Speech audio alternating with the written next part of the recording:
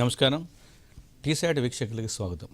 తెలంగాణ రాష్ట్ర public service commission నిర్వహిస్తున్నటువంటి group 1 మెయిన్స్లో పేపర్ 4 సెక్షన్ 3లో అభివృద్ధి మరియు పర్యావరణ సమస్యలు అనేటువంటి టాపిక్ను మనం టీసాట్ ద్వారా అనేక ఎపిసోడ్ల ద్వారా సమాచారాన్ని అందిస్తున్నాం. ఈరోజు ముఖ్యంగా యూనిట్ 2లో ఈ అడవులకు సంబంధించినటువంటి అంశంలో అడవుల విధ్వంసం వల్ల పర్యావరణంపై కలిగేటువంటి ప్రభావం ఏమిటి అనేటువంటిది మనం చర్చించే ప్రయత్నం చేద్దాం. సో క్వశ్చన్ కూడా చాలా సందర్భాల్లో ఇది వేరు రకాలుగా అడగడానికి అవకాశం ఉంది. ఫర్ ఎగ్జాంపుల్, ఈ అడవులను సంరక్షించుకోవాల్సినటువంటి అవసరం ఏమిటి అంటే ఇండైరెక్ట్గా అడవుల విధ్వంసం వల్ల కలిగేటువంటి నష్టాన్ని ఎట్లా తగ్గించాలని చెప్పడం.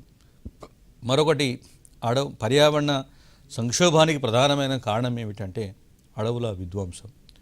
సో లేకపోతే పర్యావరణాన్ని ఎలా రక్షించుకోవాలి, పర్యావరణాన్నిపై మనకి ముఖ్యంగా ఎట్లాంటి ప్రభావాన్ని చూపుతుంది అడవుల తరుగుదల అన్నప్పుడు వీటన్నింటి నేపథ్యంలో మనము ఈ టాపిక్ని అర్థం చేసుకోవాలి. సో అడవులను సంరక్షించుకోకపోతే, అడవుల విధ్వంసం కనుక జరిగితే పర్యావరణంపై పెను ప్రమాదం కనబడుతుంది అనేటువంటిది దీనిలో మౌలికమైన అంశం. సో ఎట్లా అనే కనుక చూస్తే, జనరల్గా మానవ నాగరికత వికాసం అంతా కూడా నదీ పరివాహక ప్రాంతంలో మొదలైంది. దాంతోపాటు అడవులపై ఆధారపడి కొనసాగుతుంది. ఇప్పటికీ ఆది మానవులు అడవులనే జీవనాధారంగా నమ్ముకొని జీవిస్తున్నారు. ఇప్పుడు నల్లమల్లో ఉండేటువంటి చెంచులు మొదలుకొని ఆదిలాబాద్ గోండ్స్ వరకు, ఖమ్మంలో ఉండేటి కోయాల వరకు అందరూ కూడా ఇప్పటికీ అడవుల్లోనే ఉన్నారు. సో ఈ నేపథ్యానికి వస్తే మనకి అదేవిధంగా బయట సమాజం కూడా అడవులతోనే ప్రత్యక్ష సంబంధము కలిగి ఉన్నటువంటి జీవనం. సో ఆర్థిక ప్రయోజనాల కోసం ఏం చేస్తున్నామంటే అడవులను అనేక రకాలుగా దుర్వినియోగం పరుస్తున్నాం. అట్లాగే అటవీ వనరులను కూడా గరిష్ట స్థాయిలో వినియోగించుకుంటున్నాం. సో దీన్ని మనం ఏమంటారంటే అడవుల వాణిజ్యీకరణ అంటారు. కమర్షియలైజేషన్ ఆఫ్ ఫారెస్ట్ అంటారు. నిజానికి forest is not commercial item. So అది వాణిజ్య వస్తువు కాదు, పర్యావరణ సమతుల్యతను కాపాడేటువంటి ఆధారం. బట్ మానవుడు ఏం చేస్తున్నాడు అంటే దాన్ని ఆర్థిక వస్తువుగా మార్చేస్తున్నాడు. అది ప్రమాదం. సో అడవుల విధ్వంసము, అడవుల క్షీణత ఎందుకు జరుగుతుందంటే అడవుల వాణిజ్యీకరణ వలన జరుగుతుంది. అడవులను సహజంగా పెరగాల్సిన అడవులను మనం ఏం చేస్తాం, జనరల్గా ఒక జీవిని పెంచుకుంటాం, సహజంగా పెరగాలి, దాన్ని కోసుకొని తిన్నాం అనుకోండి సపోజ్, సో ఇబ్బంది కలిగించినట్లే. అంటే మనం ఎక్కడైతే నార్మల్గా ఉండాల్సిన దాన్ని అబ్నార్మల్గా మనం దుర్వినియోగం పరిచేటువంటి సందర్భం. సో ఈ అడవుల వాణిజ్యీకరణ ఎట్లా మొదలైందని చూస్తే, భారతదేశంలో బ్రిటిష్ వాళ్ళు ఈ దేశానికి రాకముందు అడవులను చాలా పవిత్రమైనటువంటి ఆధారంగా చూసేవాళ్ళు. అడవిని దేవతగా చూసిన సందర్భాలు ఉండేవి. అడవులనే జీవనాధారంగా చేసుకుని గ్రామీణ ప్రాంతాలు, గిరిజన ప్రాంతాలు. కానీ ఎప్పుడైతే బ్రిటిషర్స్ ఈ దేశంలోకి వచ్చారో అటవీ ఉత్పత్తుల వాణిజ్యీకరణ మొదలైంది. సో ఆధునికీకరణ పేరుతో అనేక అటు రైల్వేల నిర్మాణం కావచ్చు, పరిశ్రమల నిర్మాణం కావచ్చు, ఆధునిక భవనాల నిర్మాణం కావచ్చు, పట్టణాల నిర్మాణం కావచ్చు. సో వాటి కోసము అడవులను ఏకపక్షంగా ఎక్కువ మొత్తంలో దుర్వినియోగం చేసేటువంటి ప్రయత్నం మొదలైంది. సో ఆంగ్లేయులు ఏం చేసినారు, బ్రిటిషర్స్ విలువైన కనుమను ఆయా దేశాలకు ఎగుమతి చేసి కూడా వాళ్ళు ప్రయోజనాలు పొందారు. వారి దేశాలకు అంటే సముద్ర మార్గం ద్వారా బ్రిటిష్ వాళ్ళు బ్రిటన్కి ఇక్కడ ఉండే విలువైన కలపను కూడా పంపారు. ఇక్కడ స్థానికంగా రైల్వే ట్రాకులకు ఉపయోగించడమే కాకుండా వారి దేశానికి కూడా ఈ కలపను పంపిన సందర్భం ఉంది. సో ఆ అడవుల వాణిజ్యీకరణ వల్ల అడవుల నరికివేత పెరిగిపోయింది, అడవుల విధ్వంసం పెరిగిపోయింది. సో ఫలితంగా అడవుల విస్తీర్ణం గణనీయంగా తగ్గిపోయింది.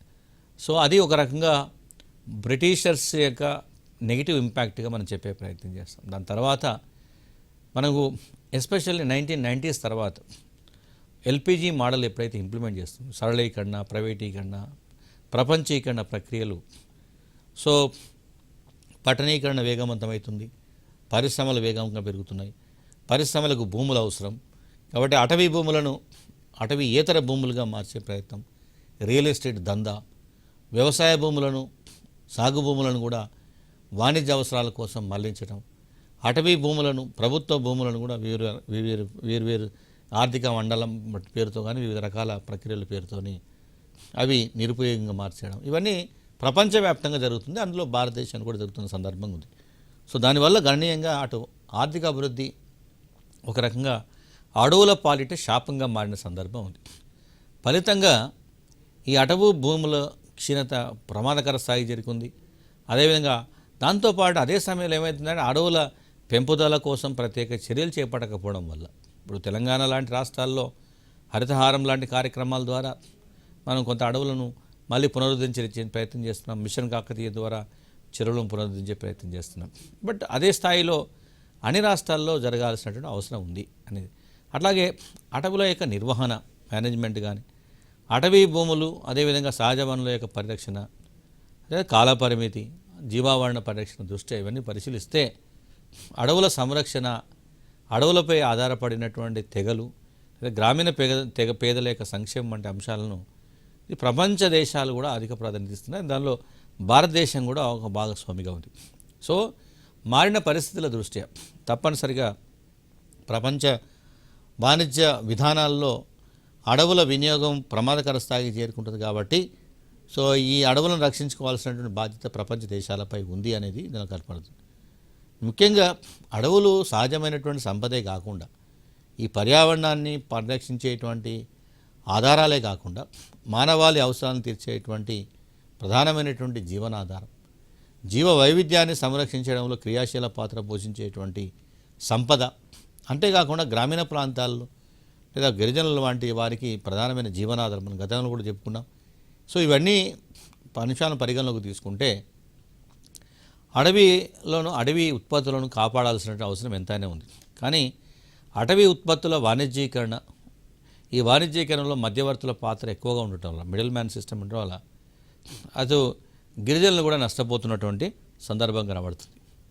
సో ముఖ్యంగా మార్కెట్ డిమాండ్ ప్రభావితమైనటువంటి ఈ అటవీ ఉత్పత్తుల వాడకం వల్ల సో జనరల్గా మార్కెట్లో డిమాండ్ పెరిగే కొద్దీ అడవులకు సంబంధించిన ఉత్పత్తులను ఎక్కువగా వినియోగించే కొద్దీ అడవులను ఎక్కువగా నరికివేత జరుగుతున్నది. సో అడవుల విధ్వంసానికి పరోక్షంగా మార్కెట్ డిమాండ్ కూడా కారణంగా మారుతున్న సందర్భం ఉంది. సో అడవుల విధ్వంసం పెరుగుతున్నది. ఫలితంగా అనేక జీవజాతులు, అనేక వృక్షజాతులు క్రమంగా అంతరించిపోతున్న సందర్భం. సో విలాసాల కోసము వాణిజ్య విధానంలో టేకు కానీ, చందనం వంటి వృక్షాలను కలపను పరిమితికి మించి వాడటం వల్ల ఈ వాటి ఉనికి ప్రశాంతంగా మారుతుంది. చాలా సందర్భాల్లో మనం లగ్జరియస్ లైఫ్ అంటే సో విలాసవంతమైన జీవితం అంటే ఒక ఇంద్రభవనాలు నిర్మించడం అనేటువంటి ఒక భావన, అంటే స్టేటస్ కోసం కూడా కలపను ఆర్నమెంటల్గా అలంకరణగా ఉపయోగించేటువంటి మైండ్ సెట్ పెరిగే కొద్దీ అరుదైనటువంటి విలువైనటువంటి ప్రకృతికి ఆధారమైనటువంటి ఈ వృక్ష సంపద క్రమంగా తగ్గిపోతున్న సందర్భం ఉంది. ముఖ్యంగా ఏనుగు దంతాలు, పులి గోళ్ళు, జంతువుల చర్మాలు, జింక కొమ్ములు ఇట్లాంటి వాటికి వాణిజ్యపరమైన డిమాండ్ పెరుగుతుంది రోజు రోజుకి. వాటిని వేరువేరు అవసరాల కోసం ఉపయోగించేటువంటి సమాజం పెరిగే కొద్దీ వాటిపైన విధ్వంసం పెరుగుతుంది. వాటిని అనేక రకాల హింస గురి చేస్తున్నారు.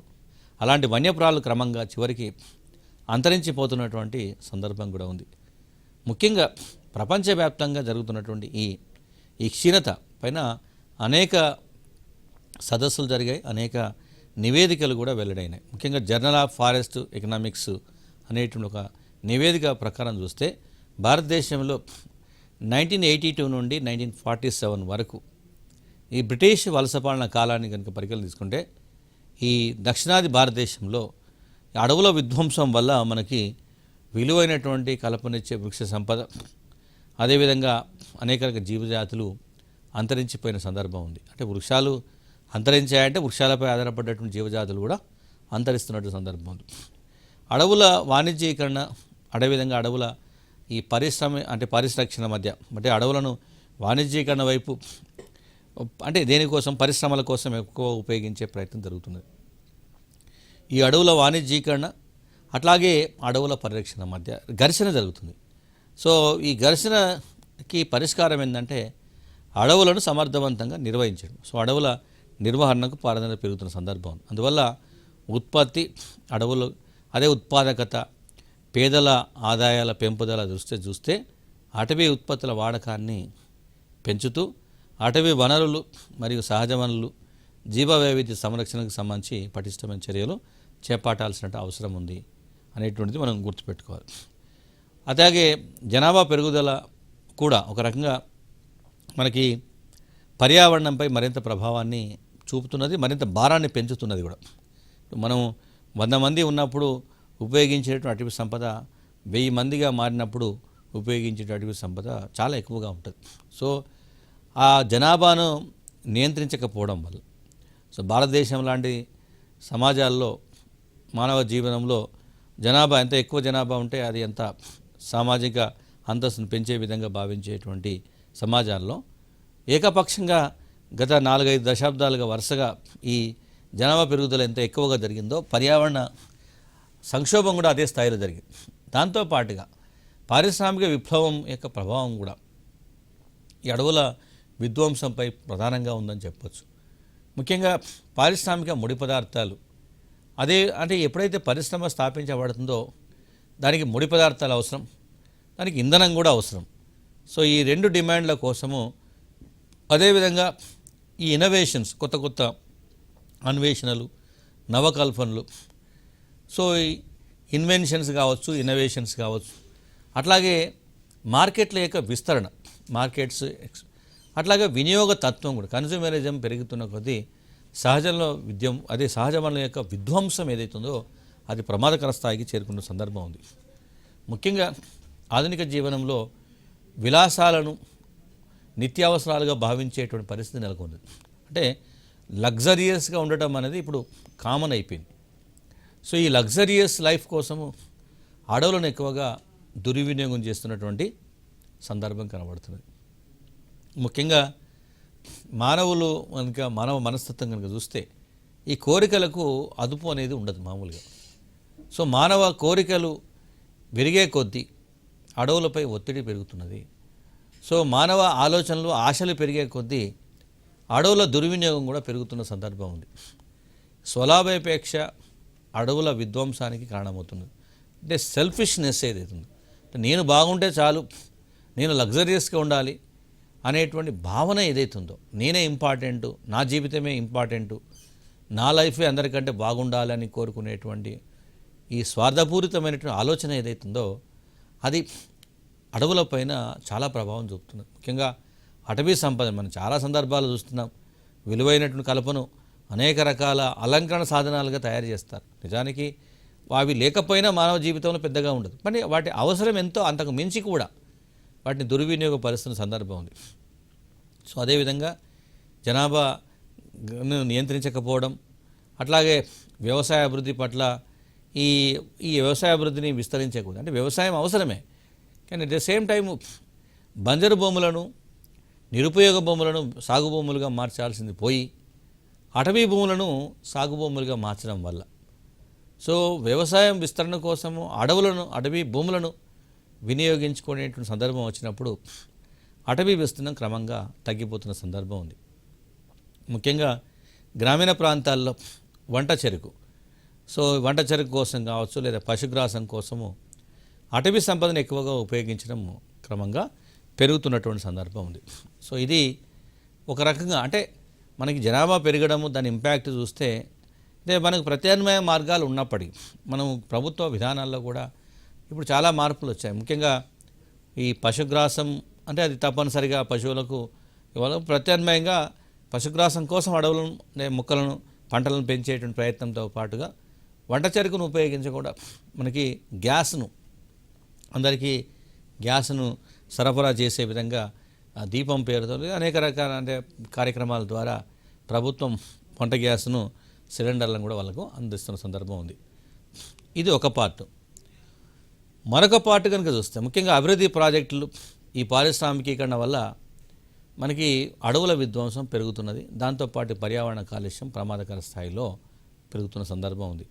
అంటే అభివృద్ధి ప్రాజెక్టులు అవసరమే, కానీ పెద్ద పెద్ద ప్రాజెక్టులు కట్టేటప్పుడు ఇప్పుడు ఆ ప్రాజెక్టులో ముంపు ప్రాంతాల్లో ఉండే అడవులను నిర్మూలించే ప్రయత్నం చేస్తున్నారు. సో డెవలప్మెంట్ ప్రాజెక్ట్ అంటే డెవలప్మెంట్ అవసరమే, బట్ ఆ డెవలప్మెంట్ పరోక్షంగా అక్కడ ఉండేటువంటి సహజమైనటువంటి జీవ సంపద, వృక్ష సంపదను అది క్షీణింపజేసేటువంటి డెవలప్మెంట్ నిజమైన డెవలప్మెంట్ కాదు అనేటువంటి భావన ఉంది. అలాగే ఇండస్ట్రియలైజేషన్, పారిశ్రామికీకరణ కూడా పెరిగే కొద్దీ పారిశ్రామిక ఉత్పత్తులు పెరుగుతాయి, వ్యక్తుల అవసరాలు తీరుతాయేమో కానీ పర్యావరణ సంక్షోభం కూడా తలెత్తుతుందనే విషయాన్ని గుర్తుపెట్టుకోవాలి. అయితే వివిధ రకాల కారణాల వల్ల ప్రతి సంవత్సరం సగటున చూస్తే 1,50,000 ఎకరాల విస్తీర్ణంలో అడవులు క్షీణిస్తున్నటువంటి సందర్భం కనబడింది. ఒకవేళ కనుక ఇదే స్థాయిలో అడవుల తరుగుదల జరిగితే 2100 నాటికి వాతావరణంలో కార్బన్ డైఆక్సైడ్ స్థాయి ఏదైతుందో అది గణనీయంగా పెరుగుతుంది. దాదాపు 550 ppm వరకు పెరిగి ప్రమాదకరమైన పరిస్థితులు నెలకొనేటువంటి అవకాశం ఉంది. ఒకవేళ అదే జరిగితే సో గ్లోబల్ వార్మింగ్ దాని ఇంపాక్ట్ అనేది ప్రపంచ దేశాలను అనేక విధాలుగా ప్రభావితం చేసేటువంటి సందర్భం ఉంది. కాబట్టి మనం ఇక్కడ గమనించాల్సింది ఏంటంటే అడవుల విధ్వంసం వల్ల మనకి తాత్కాలికంగా దాని ప్రభావం వెంటనే కనపడకపోయినా దీర్ఘకాలంలో ఇర్రిపేరబుల్ డ్యామేజ్ అంట మళ్ళీ తిరిగి రిపేర్ చేసుకోవడానికి అవకాశం లేనంత నష్టం జరిగే ప్రమాదం ఉంది. ముఖ్యంగా వాతావరణంలో కార్బన్ డైఆక్సైడ్ జంతువుల ద్వారా బయటికి విడుదలయ్యేటువంటి కార్బన్ డైఆక్సైడ్ను నియంత్రించడం అనేది చాలా ముఖ్యమైనటువంటి అంశం. సో ఈ కార్బన్ డైఆక్సైడ్ను మనం ఏ మార్గం ద్వారా కూడా మనం నియంత్రించలేము. ఒక్క మొక్కలు తప్ప ఏవి కూడా ఏ సాంకేతిక పరిజ్ఞానం కూడా కార్బన్ డైఆక్సైడ్ను కంట్రోల్ చేసేటువంటి అవకాశం ఉండదు. మొక్కలు మాత్రమే ఎట్లా కంట్రోల్ చేయగలుగుతాయంటే కార్బన్ డైఆక్సైడ్ మొక్కలకు జీవనాధారం. అంటే అవి కార్బన్ డైఆక్సైడ్ లేకపోతే వాటి జీవక్రియలు జరగవు, క్రడదిన సమ్యక్రియ జరగదు. అంటే మనకి ఎంత ప్రమాదకరమైనటువంటి వాయువు అని ఏదైతే భావిస్తున్నామో కార్బన్ డైఆక్సైడ్ మొక్కలకు అత్యంత ముఖ్యమైనటువంటి వాయువుగా ఉంది. కాబట్టి మొక్కలను మనం ముఖ్యంగా వృక్షాలను అడవులను కాపాడుకోలేకపోతే జీవజాలము కార్బన్ డైఆక్సైడ్ విడుదల చేస్తే దాని మళ్ళీ అదే కార్బన్ డైఆక్సైడ్ మనం పీల్చాల్సిన పరిస్థితి ఏర్పడుతుంది. కేవలం జీవజాలానికే కాకుండా మొత్తం గ్లోబల్ వేడెక్కిపోతుంది. కాబట్టి పర్యావరణంగా నదులు మంచు అంతా కరిగిపోతాయి, సముద్ర మట్టాలు పెరుగుతాయి, తీర ప్రాంతాలు ముంపుకు గురవుతాయి, అనేక మానవ సమాజాలు కనుమరుగయ్యేటువంటి ప్రమాదం ఉంది. ఇప్పటివరకు కొన్ని జీవజాతులు మాత్రమే అరుదైనటువంటి జీవజాతులు మాత్రమే కనుమరుగైనాయి. ఇప్పుడు చివరికి మానవ జాతి కూడా అదే జాబితాలో చేరేటువంటి ప్రమాదం ఉంది. అందువల్ల దాన్ని కాపాడుకోవాల్సిన అవసరం ఉంది. సో అడవుల నరికివేత వల్ల కలిగేటువంటి నష్టాలు కనుక చూస్తే చాలా నష్టాలు. మన సంరక్షణ వల్ల ప్రపంచంగా వ్యాప్తంగా చైతన్యం కలిగించే ఉద్దేశంతో ఈ అడవుల సంరక్షణ అవసరం ఉంది. కాబట్టి 2011వ సంవత్సరాన్ని అంతర్జాతీయ అటవీ సంవత్సరంగా ఐక్యరాజ్య సమితి ప్రకటించింది. అంతర్జాతీయ అటవీ సంవత్సరంగా ఐక్యరాజ్య సమితి ప్రకటించింది. సో ఈ నేపథ్యంలో ప్రపంచవ్యాప్తంగా అదేవిధంగా భారతదేశంలో కూడా అడవుల పరిరక్షణ కోసము అనేక చర్యలు చేపట్టడం జరుగుతుంది. అయితే అనుకున్న స్థాయిలో ముఖ్యంగా అడవుల సంరక్షణ చర్యలు విజయవంతం కాకపోవడం వల్ల అడవుల విస్తీర్ణం బాగా తగ్గిపోతుండటం ఆందోళన కలిగిస్తున్న అంశం ఉంది. ఎందుకంటే మనం ఎంత ప్రయత్నం చేసినప్పటికీ సో అడవులు పెరగకపోగా వాటి విస్తీర్ణం క్రమంగా తగ్గుతూ వస్తుంది. ప్రపంచవ్యాప్తంగా అడవులు సుమారు 4 బిలియన్ హెక్టార్లు విస్తరించి ఉన్నాయి ఒక అంచనా ప్రకారం. సో ఈ అడవుల్లో ఉండేటువంటి చెట్లను నరికివేస్తే ఇతర అవసరాలకు ఉపయోగిస్తే పర్యావరణ నష్టం కలుగుతున్నటువంటి అంశము ఎప్పటి నుంచో చర్చ జరుగుతుంది. కాబట్టి ప్రస్తుతం దాన్ని మనం నియంత్రించాల్సిన అవసరం ఉంది. ప్రపంచ అటవీ లెక్కల నివేదిక అని ఉంటుంది. సో ఈ ప్రపంచ అటవీ లెక్కల నివేదిక ప్రకారం చూస్తే 2000 నుండి 2010 మధ్యకాలంలో ప్రతి సంవత్సరం సగటున 13 మిలియన్ హెక్టార్ల అటవీ ప్రాంతాన్ని వ్యవసాయంతో సహా ఇతర అవసరాలకు వినియోగించటం లేదా ప్రకృతి విపత్తుల కారణంగా నష్టపోయిన సందర్భం ఉంది. అంటే సగటున ప్రతి సంవత్సరం 13 మిలియన్ హెక్టార్ల అటవీ ప్రాంతము కనుమరుగైపోతున్నది. దాదాపు 13 మిలియన్ హెక్టార్ల అటవీ ప్రాంతము కనుమరుగైతున్నటువంటి సందర్భం ఉంది. అంటే ఇది కనుక అలాగే కొనసాగితే రాబోయే రోజులలో ఈ మొత్తం భూమి ఎడారిగా మారేటువంటి ప్రమాదం ఉంది. సో అందువల్ల దాంట్లో మొదట ఎఫెక్టెడ్ అయ్యేటువంటి జీవజాతి మానవ సమాజం. కాబట్టి అడవులను పరిరక్షించుకోవాల్సిన అవసరం ఎంతైనా ఉంది. ముఖ్యంగా ఇంకొక అంశం ఏంటంటే ప్రపంచవ్యాప్తంగా కొన్ని ప్రాంతాల్లో అటవీ సంపద ఎక్కువగా ఉంటుంది, జీవ వైవిధ్యం ఎక్కువగా ఉంటుంది. అలాంటి ప్రాంతాల్లో ఈ క్షీణత ప్రమాదకర స్థాయికి చేరుకుంటుంది. సో ఈ ప్రాంతాల్లో సగటున దాదాపు 0.4% చొప్పున దాదాపు 40 మిలియన్ హెక్టార్ల అటవీ ప్రాంతం క్రమంగా తగ్గిపోతున్నటువంటి సందర్భం ఉంది. సో ముఖ్యంగా మనం ఒకసారి కనుక పరిశీలిస్తే ఈ మొత్తం అడవుల్లో దాదాపు 3/4 పైగా అటవీ ప్రాంతాన్ని ప్రైమరీ అటవీ ప్రాంతంగా పరిగణిస్తుంది. ఒక ప్రాంతంలో ఒక 100 కిలోమీటర్లు లేదా 100 మైళ్ళు 100 మీటర్లు ఒక ప్రాంతంగా పరిగణిస్తే దాంట్లో 1/3 ప్రైమరీగా మనం ప్రారంభిస్తాం. ఇది మానవ జోక్యానికి అవకాశం లేదు, అవసరం లేనటువంటి ప్రాంతంగా దాని బఫర్ జోన్ అంటాం, రిజర్వ్ జోన్ అంటాం. సో ఈ ప్రాంతం చాలా కీలకం. అంటే ఒక అటవీ ప్రాంతంలో దాదాపు 1/3 అటవీ ప్రాంతము దట్టమైనటువంటి అటవీ సంపదను, జీవ సంపదను కలిగి ఉన్న సందర్భం ఉంటుంది. సో ఇది ప్రపంచవ్యాప్తంగా అటవీ సంపదలు దాదాపు 36% వరకు ఉంటుందని ఒక అంచనా.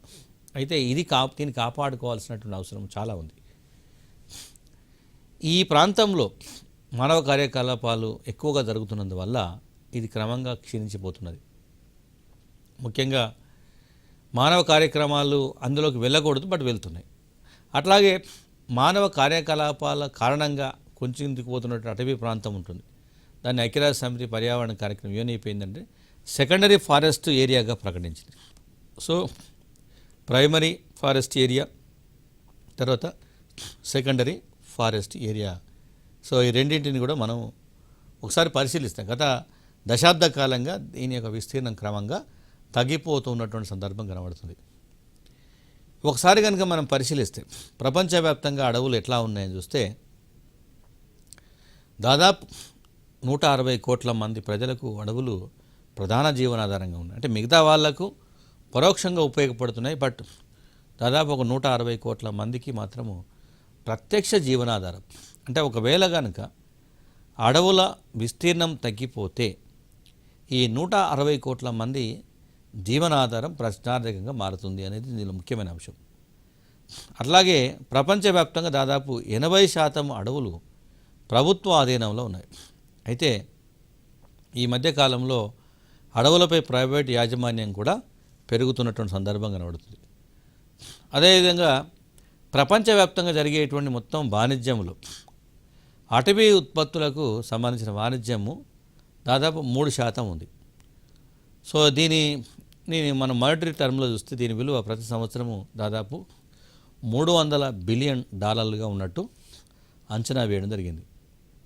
అట్లాగే వాతావరణంలోకి వెలువడేటువంటి మొత్తం గ్రీన్ హౌస్ వాయువుల్లో దాదాపు 97% వరకు ఉష్ణమండల, అదేవిధంగా ఉప ఉష్ణమండల ప్రాంతాల్లోనే సంభవిస్తున్నటువంటి చాలా సందర్భం. అంటే ఈ గ్రీన్ హౌస్ గ్యాసెస్ ఏవైతున్నాయో అవి ఎక్కువగా ఈ ఉష్ణమండల, ఉప ఉష్ణమండల ప్రాంతాల్లోనే విడుదల కావడం అనేది ప్రధానమైనటువంటి చర్చనీయాంశం. అదేవిధంగా అంటే ఎక్కడైతే అటవీ సంపద చాలా కీలకం అనుకున్నామో అక్కడనే ఈ గ్రీన్ హౌస్ వాయువులు విడుదలవుతుండడం అనేది ప్రమాదకరమైన సంకేతాన్ని సూచిస్తుంది. ప్రాచీన కాలం నుండి మానవులు తమ అవసరాలు తీర్చుకోవడానికి అడవులను ఒక సాధనంగా ఉపయోగించుకుంటారు. కానీ ఆ తర్వాత కాలంలో మానవ మనస్తత్వం మారింది, మానవ అవసరాలు మారింది, మన ఆలోచనలు మారినాయి. కాబట్టి అడవుల నరికివేత పెరిగిపోయింది. అనేక రకాల అవసరాల కోసం అడవులను వినియోగించుకోవడం పెరిగిపోయింది. ఆహార ఉత్పత్తి అవసరం పెరిగింది జనాభా పెరుగుదల వల్ల.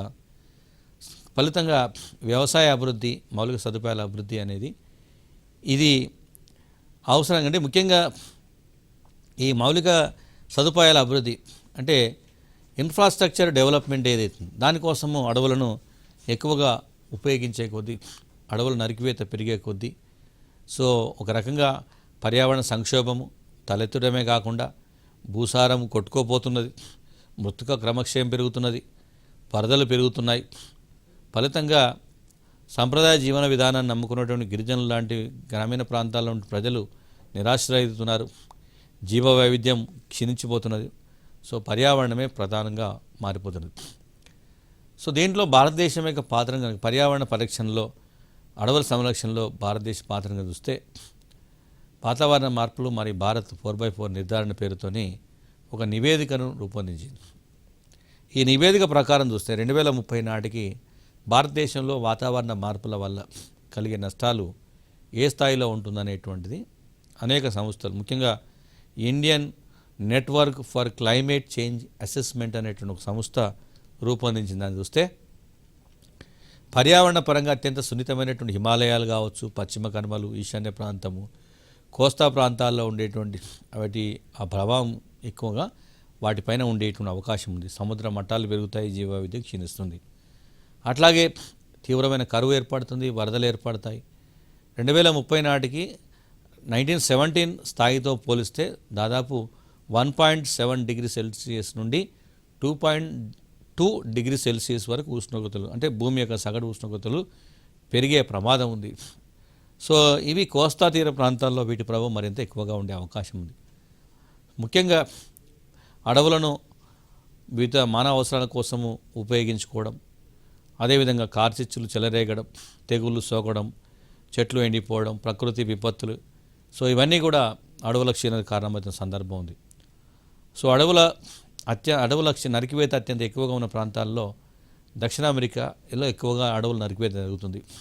తర్వాత ఆఫ్రికా, ఆసియాలో కూడా ఎక్కువ జరుగుతుంది. ముఖ్యంగా దేనివల్ల అంటే జనాభా పెరగడం, పట్టణీకరణ విస్తరించడం, సాగునీటి కోసము అడవులను ముఖ్యంగా ప్రాజెక్టులు ఏర్పాటు చేయడం, ముంపు ప్రాంతాలంతా అడవుల ముంపు ప్రాంతాల్లో మునిగిపోవడం, మానవ చర్యలు, ప్రకృతి వైపరీత్యాల వల్ల అడవులు తగ్గిపోతున్నాయి. ముఖ్యంగా అప్పుడప్పుడు ఈ కార్చిచ్చులు ఎండాకాలంలో మంటలు చెలరేగడం వల్ల అడవులు ఎక్కువగా క్షీణించగురుతుంది. దానివల్ల ఫలితంగా జీవ వైవిధ్యం కూడా దెబ్బతింటూ జరుగుతుంది. సో ఆ విధంగా చూస్తే ప్రపంచవ్యాప్తంగా కొన్ని ప్రకృతిలో సంభవించేటువంటి అనేక రకాల విపత్తుల్లో తెగుళ్ళు కూడా ఒక రకం. దాని ద్వారా దాదాపు సగటున 35 మిలియన్ హెక్టార్ల అటవీ భూములు నిరుపయోగంగా మారుతున్న సందర్భం, అంటే అడవులు బంజరు భూములుగా మారుతున్న సందర్భం ఉంది.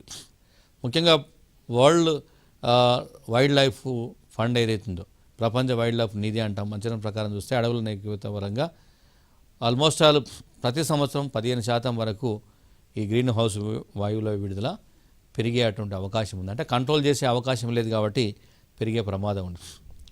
సో ఈ ఒకసారి ఓవరాల్గా చూసినప్పుడు అడవుల క్షీణత వల్ల అనేక పర్యావసనాలు, ఫైనల్గా చెప్పాలన్నప్పుడు ఒకటి జీవ వైవిధ్యం క్షీణిస్తుంది. సో కాబట్టి అడవులు నరికివేత వల్ల అటవీ ఉత్పత్తులు తగ్గిపోతాయి, వాటిపై ఆధారపడే వారికి జీవనాధారం పోతుంది. అదేవిధంగా జంతువుల ఉనికి కూడా ప్రశ్నార్థకంగా మారుతుంది. మృతిక క్రమక్షమ్యం పెరుగుతుంది, వాతావరణంలో ఉష్ణోగ్రత పెరుగుతాయి. సో ముఖ్యంగా భారతదేశం లాంటి అభివృద్ధి చెందిన దేశాల్లో ఇంపాక్ట్ ఇంకా సమాజంపై ఎక్కువగా ఉంటుంది, పేదరికం సమస్య తీవ్రమవుతుంది. సో అదేవిధంగా ఈ పెరుగుతున్న జనాభాకు తగ్గట్టుగా ప్రభుత్వాలు వాళ్ళ అవసరాలు తీర్చలేని పరిస్థితులు ఉంటాయి. సో ఒక రకంగా చెప్పాలంటే అడవుల క్షీణత అనేది ప్రపంచ దేశాలన్నింటిని ప్రభావితం చేసి ముఖ్యంగా అభివృద్ధి చెందుతున్న దేశాలపైన ఎక్కువగా ఉంటుంది. మనకి 1951లో దేశంగా పరిస్థితి భౌగోళిక అంశాలను చూస్తే భౌగోళిక విస్తీర్ణం దాదాపు 22% వరకు ఉన్న అడవులు ఉండేవి. అవి 97 నాటికి వస్తే 19% తగ్గిపోయినాయి. అయితే 1991 నుంచి కొన్ని చర్యలు చేపట్టడం ద్వారా కొంత ఇంప్రూవ్మెంట్ కనబడింది. బట్ వాస్తవానికి 33% ఉండాలన్నటువంటి భావన ఏదైతే ఇంకా పూర్తిగా నెరవేరలేదని చెప్పాల్సి. అదేవిధంగా మనకి 2008లో ఈ వాతావరణ మార్పులు నిరోధించడం కోసం ఏం చేశారంటే జాతీయ కార్యాచరణ ప్రణాళికను కూడా రూపొందించారు ఒకటి. సో దాంట్లో భాగంగా ఒక 8 మిషన్స్ని ఏర్పాటు చేసిన, అందులో గ్రీన్ ఇండియా మిషన్ కూడా ఒకటి. వాతావరణ మార్పులను తగ్గించడం కోసము అడవులను పెంపొందించాలనేటువంటి దీంట్లో ప్రధానమైన అంశం. సో అడవుల పరిరక్షణ కోసం ఈ గ్రీన్ ఇండియా కార్యక్రమం ద్వారా, గ్రీన్ ఇండియా మిషన్ కార్యక్రమం ద్వారా అడవులను రక్షించేటువంటి ప్రయత్నం చేస్తున్నాం. సో దాంట్లో దాదాపు రాబోయే 10 సంవత్సరాల్లో అడవులను రెట్టింపు చేయాలి, దాదాపు 20 మిలియన్ హెక్టార్ల అటవీ విస్తీర్ణాన్ని పెంచాలి, గ్రీన్ వాయువుల తొలగింపు స్థాయిని 2020 నాటికి ఆల్మోస్ట్ 6.35% తగ్గించాలి. ఇలాంటివి అనేక రకాల అంశాలు ఉన్నాయి. దాంతోపాటుగా హరిత ట్రిబ్యునల్, జాతీయ హరిత ట్రిబ్యునల్ చట్టం 2010 ప్రకారం కూడా అడవులను సంరక్షించుకోవాల్సిన అవసరాన్ని గుర్తు చేయడం జరిగింది. సో ఇవన్నీ చూస్తే మనకు ఒక రకంగా అడవులకు సంబంధించి మౌలికంగా ఈ గ్రీన్ హరిత ట్రిబ్యునల్ కూడా ఇప్పుడు చాలా కీలకమైనటువంటి పాత్ర పోసింది. గ్రీన్ ట్రిబ్యునల్ పాత్ర కూడా ఎక్కువగా ఉంది.